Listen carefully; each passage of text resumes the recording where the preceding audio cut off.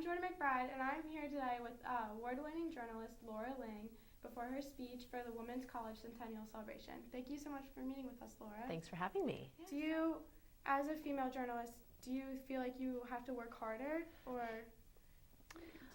I've never really looked at it that way. I don't look at my gender as being something where I feel I have to overcome. There are certain times, I suppose, when I feel that, maybe I have been,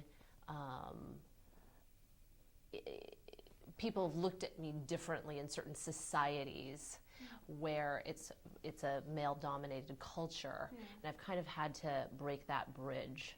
And not kind of adhere to some of the societal norms that they do in certain cultures. And that's been a little surprising to some of the men in those places, but they've also, responded with respect, which has been nice. What's it like being a woman and going to foreign countries, third world countries, and reporting? Do you ever feel scared, or? I've reported on in I guess risky situations.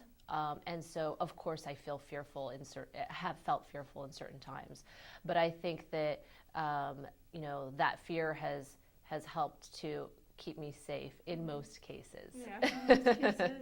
So let's talk about that risky situations. In 2009, you were held captive for over 100 days in North Korea. How did that change your perspective on journalism? Well, I was out there reporting on a story about the trafficking of women, trafficking of North Korean women who are in incredibly desperate situations. I believe now that stories like that still need to be told and should be told, and we need more sort of boots on the ground out there covering these things, because if people aren't covering them just because they are sensitive or potentially dangerous, then we won't know about them. In my situation, though, I've come home and I had 2 children, and they're quite small. So personally, I'm not out there, with my boots on the ground as much as I miss it. But with 2 small kids, my priorities have shifted a bit. Oh, yeah. So just before we go, do you have any advice for aspiring journalists, especially female journalists?